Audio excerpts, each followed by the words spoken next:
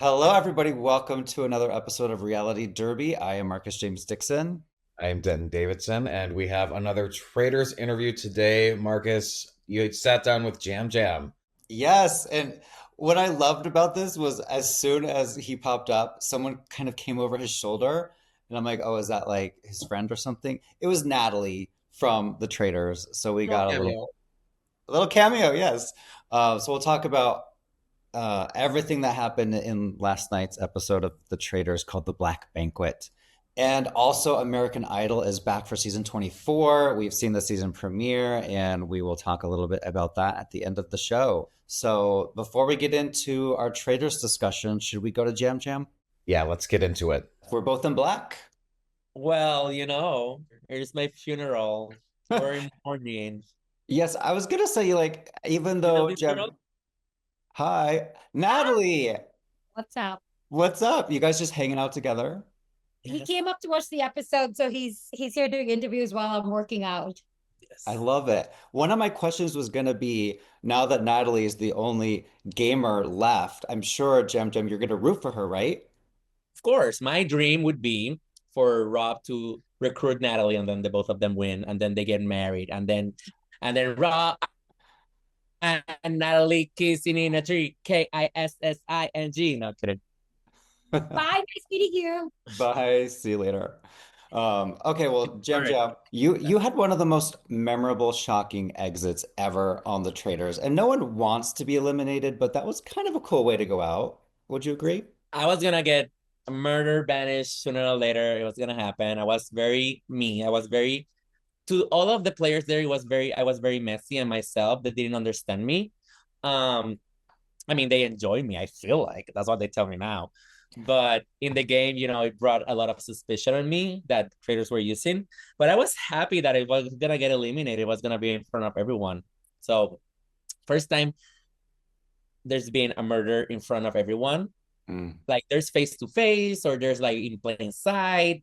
But this one, murder being dragged out, me being able to scream whatever I had in my mind, it just makes it even better. Like if you want to be a traitor, then like take the risk, murder someone without them knowing you Mm. murdered them. Because had Lisa maybe not been so sketchy with me, sketchy in a way, like in a good way, I knew she was being different. I would not have thought it was her. Right, because you were 100% right that it was Lisa. You were just wrong about the method. You thought it was the kiss of death, but it was actually the cursed amulet. What was the red flag about Lisa? Why did you know you were convinced and you were right that it was her? Well, if you know anything about my game on Survivor, at the end of the tribal council, I say like I can see the twinkle in the eye of people, right? And it has become like a cheesy phrase for me, but it's really a skill I have, right? If I know somebody good enough, I know when something shifts in their head towards me. And I saw in her face a shift of a different energy. Like her interaction with me was not the normal interaction I had with Lisa. And Lisa and I had a great relationship in the castle. To this day, like we text about it, we talk. But there was something about the way she was looking at me and the way she was like interacting with me that I felt different. And I did said to her, I see like different like stars in your eye, like the way, but I thought it was like the glow up of the whole like banquet because it was a beautiful, setup and everybody was like looking amazing.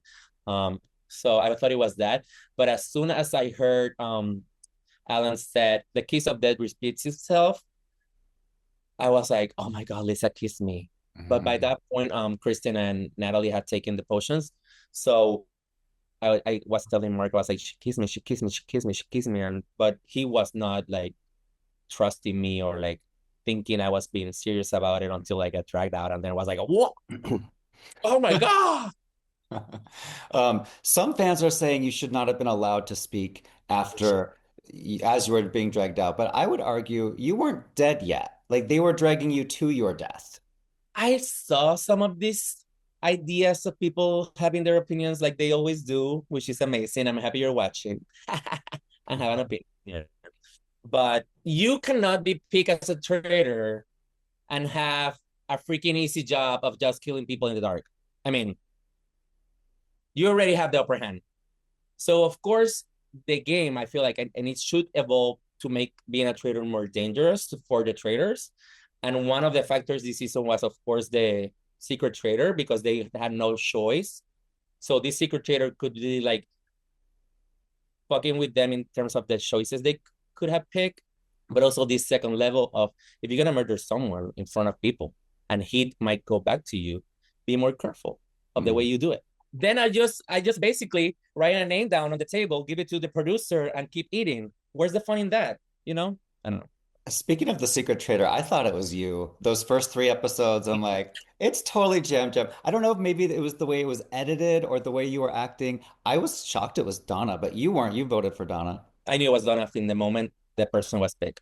And I told Monet, they showed that at least. I mean, Monet said, do you think it's Donna? I was like, full Donna, but don't say I said it first, because I didn't. He said it, but that's what I was going for.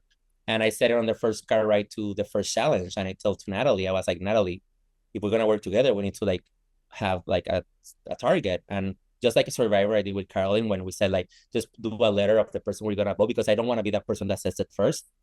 I said to Natalie in the car, let's say the name at the same time. And both of us said Donna. And that's why we went for Donna. But because of Michael was such a loudmouth in the first roundtable, we voted for Michael. But then Caroline went to me. I was like, Jam Jam, we had this plan. We had the numbers. Because this whole thing of having the numbers at the roundtable that they showed last episode with these other 8 people, my group was doing it first. We were like, there's 23 of us. There's 22 after Ian got murdered. We only need 9, 10 people. And then as soon as we all start saying we're going to vote, more people are going to jump on our vote. I don't need to convince everyone. Speaking of Ian, I love Big Brother. I love Survivor. I was very upset. It went Ian, then Rob C, then Tiffany, now you. The gamers are leaving us. What was it from your perspective watching this happen? What was going through your mind? Revenge of the Housewives. That's what's up. That's freaking Boston Rob and Caroline's fault, and for killing, and Daniel for killing all the housewives last season. But I was mad. And the thing is, like, in a game that is based on strategy, or at least like half of the game is strategy for the faithfuls, and then the traitors have the whole control. The gamers, even though they show like Rob and Tiffany like working together for 2 seconds, the gamers did not trust each other, because in our head, one of us was a traitor. So the fact that you have what I think is like the heart of strategy in the game, which are the gamers, not trusting each other, created like an air of mistrust within the rest of the people. Which was a bad season for gamers to play. I mean, good for Natalie for outlasting, but bad for the rest of us. I love your fashion. I love what you're wearing now. I love what you were wearing at the banquet, the white suit and the fluffy. Yes. Where did you get that suit? Where did everyone get their clothes? All of my outfits were done by my husband. My husband is a stylist and a fashion designer.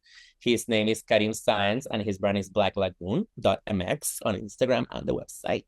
So all my clothes were actually designed and made by his own hands, just like the ones on Survivor. He did all my clothes for the Survivor as well. This last outfit was assigned by me by the stylist of the show, and her name is Ricky Finlay. Ricky works with Squid Games, the challenge. She worked with Barbie, the movie. She's super cute, and her team is like really, really amazing. Every other outfit that I wore was done by my husband. Nice. Somebody's outfit went viral, and that was Rob R's blue overalls. What was, you saw those in person? What did you think of his overalls? And he could have worn a pillowcase, and it would have been hot. He's like, I mean, the overalls. I mean, I had no idea who Rob was, so I didn't know that was a thing. But he was so good, and they were always putting so little clothes on him. And the one on the banquet, that all his bag was out with just ribbons of lace going back, and you could see all like the V shape of the app. I was like, oh, Rob, that's so nice to see. Well, okay, final question for you today. Candace and Rob, it seems like they're going against each other now. Do you think what should their strategy be? Should they try to reconcile in the Torah, or should they just go at each other's throats? Go at each other's throats, yeah. Here's the thing. Candace is a great commentator and a super smart player. So is Rob, but Candace is bigger than life. And I understand Candace's reaction and actions to make a point, because she knows what's gonna look fun, you know? Rob is playing a more quiet game of defending himself and just like melting in with the faithfuls. But Candice is doing Candice thing, and I give props to both of them. You know, it's fun to watch. It's amazing. Had I been in that position, I wish I could say I would be chill and turn the page and say like, okay, Lisa's out, let's start again. But knowing how I am and how everybody there is, I feel like I would have been just like Candice. I would have been throwing that guy under the bus as well. And the only thing is that don't let that person know you're coming for him unless you have all your ducks in a row, you know? Because then he has way more connections that she has at this point. Why would you go out of your way to make a point, you know? Well, it was so fun watching you on the show. I can't wait to see what happens next on The Traitors. Thanks, Jam Jam. It's so good. All right, so that is what Jam Jam had to say about his elimination. I love that he was wearing his funeral black. It was just so perfect. I mean, he's so fashion forward. He's so engaging, like in the moment with you. It makes me wonder because I've been judging him this whole time, saying he looks guilty, like he was a bad faithful. He looks so guilty. So is it the editing, like, or because he is engaging when you speak to him? He is fun to talk to. I told him point blank, like I thought you were the secret traitor for the first 3 episodes. Like I had no idea it was Donna. And you wanted to bring up his housewife comment. Oh, I love that he called it like this season is Revenge of the Housewives. That's the perfect name for this season because last year it was like Death of the Housewives and now they're just on a rampage. So I'm surprised. I mean, now they got Lisa, but like I'm surprised they weren't on to more Housewives early on. Yeah. And Jam Jam is always dressed so elegantly. I said, you know, I had to ask him about Rob's overalls. And he said he could have worn a pillowcase and it would have been hot. I mean, it's such a Jam Jam comment. I love it. I mean, it's really the breakout of Rob. I mean, that's what this season is because he came in and nobody knew who this guy was. Only like Love Island fans understood. But he has really been the breakout star of this season. And I think he's holding up to it pretty well. He's not embarrassing himself. Well, should we start at the end of the episode? Because I'm speaking about Rob and Candice going after each other. Is this a smart move? When she wrote his name down, I was like, no, Candice, what are you doing? That's just going to cause alarm bells that don't need to be there quite yet. Yeah, I don't know what to think about this because there is this thing where housewives do not go against each other. So she can just fall back on that and she can say she was mad at Rob for going after Lisa. But it was such a weird throwaway that I don't know if it's going to come back to bite her or not. What I do feel uncomfortable with is that they were both playing such perfect traitor games in their own different, unique ways. And now they're going to go after each other and it could jeopardize both of them. Yeah, and another throwaway vote I wanted to mention was Dorinda voting for Maura. That came out of nowhere, and she spelled it wrong, which is just perfect. But again, a housewife not voting for a housewife. So maybe she thought Lisa. Maybe she thought Lisa was as guilty as Candice. Yeah. Everyone else pretty much voted for Lisa except for Tara. Tara voted for Natalie, which is interesting. Maybe because Tara and Lisa were both in that conversation where Natalie used the word we instead of they. Why does this keep happening? I don't know. That was not a lie. Like Lisa did not make that up. So it is a problem that people keep having in that house. They're just admitting to murdering people that they didn't actually murder. Yeah, that's not good for Natalie. I expect that Natalie will be going home very soon because when you mess up like that, no one's ever recovered from that. She's the only gamer left. They're just that's so sad.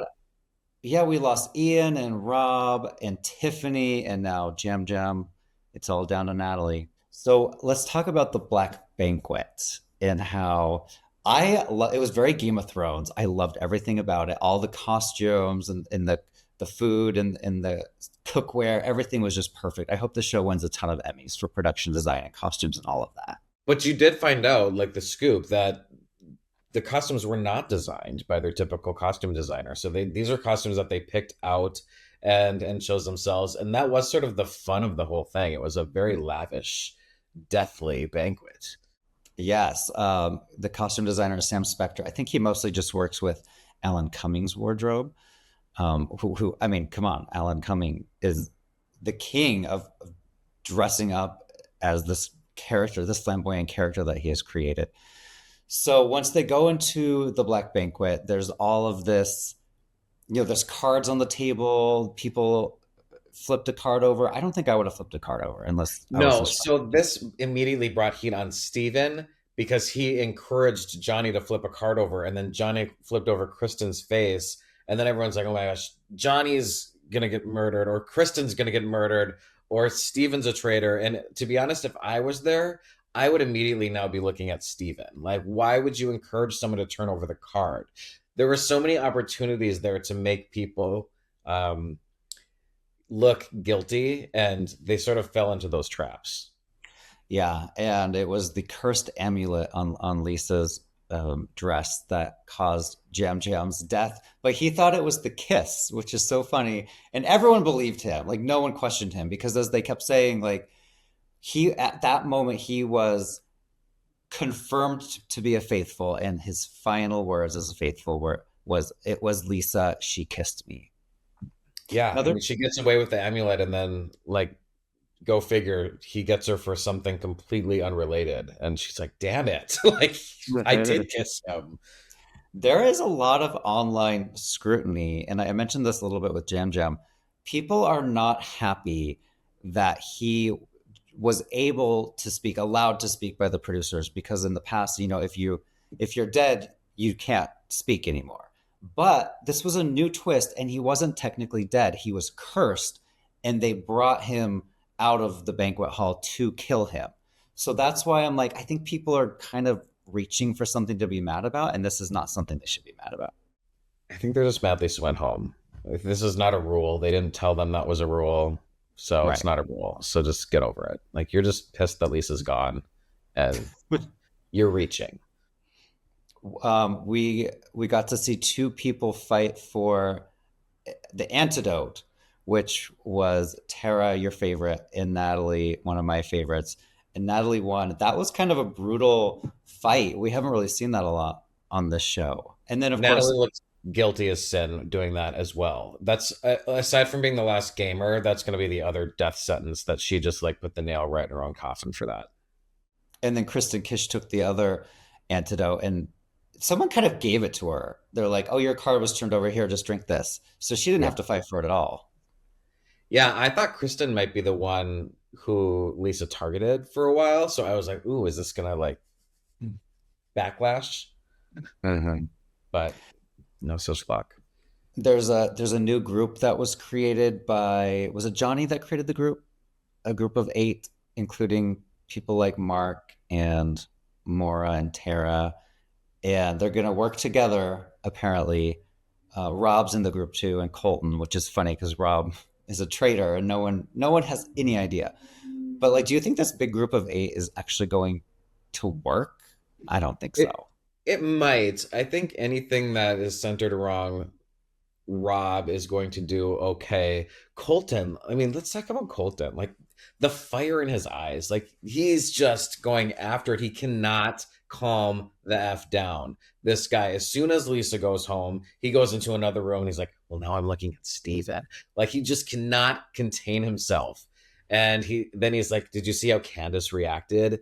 So he just is so aggressive, and it could be fun if he was like a likable traitor hunter, I guess, but he just is someone that I think would drive me insane if I was in the situation living through it with him. Yeah, He's too aggressive. he is rubbing a lot of people, a lot of fans, the wrong way with his. I think you're right. It's aggression, and it's like you need to calm down a little bit. This is a game. I mean, you're only playing for, if you split the money, maybe like $80,000. Like he can make that in a day by, what does he do? He's an ex-football player or something.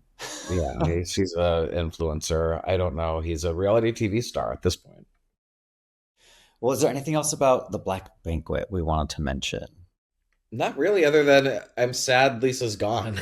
She was fun. She was good TV. She was fun, but her time was like, I mean, TikTok. She wasn't gonna last for long. And honestly, the traitors are probably safer without her, especially Candace. I think Candace was doing a little too much heavy lifting to protect Lisa. And it'll be interesting now to see who they would potentially recruit if that's what's next. I feel like Rob might want to recruit Colton, which would be Yeah, I interesting. think that if they recruit, I think he would want to go for Colton, and I'm assuming Candace would want to go for Dorinda, her housewife. But like they both have to agree, and I don't see either of them agreeing to either of those situations. So they may have to pick someone kind of in the middle that has no affiliation.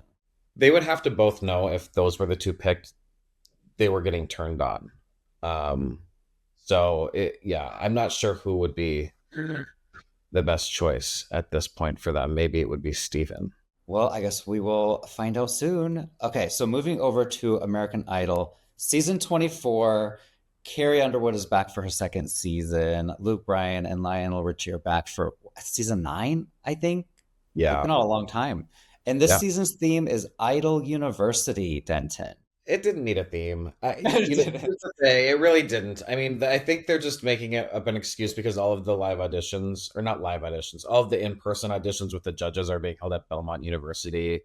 I guess the producers were inspired being there. I'm not really sure what's going on, but it kicked off and it like puttered in. It was fine. It was like nothing super exciting, but it was good old-fashioned American Idol, and they do a really good job of putting a spotlight on these people that audition. That continues, and we'll continue to get to know them as they go throughout the weeks. But the other difference this year is that Hollywood Week is actually going to be staying in Nashville, and I have a feeling, Carrie took a while to reconfirm that she was coming back as a judge.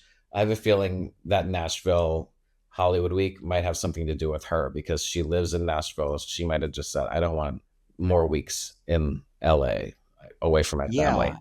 I was wondering that because it also could be like a cost-cutting thing where, I mean, usually they do auditions in multiple cities. And is it just Nashville? They're not going anywhere else?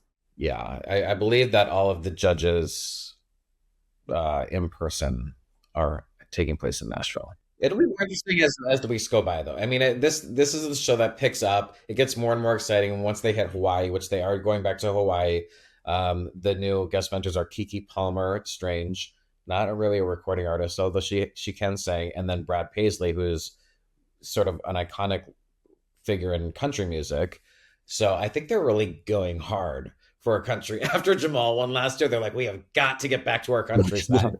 Because they're staying in Nashville. They got Brad Paisley in there, Carrie Underwood and Luke Bryan are judges. I mean, they're getting as country as they can. I'm kind of over Hawaii. Is that bad? Like, can't we do that round somewhere else now? It doesn't need to be in Hawaii. I think it's just their annual advertisement for Disney because Yeah.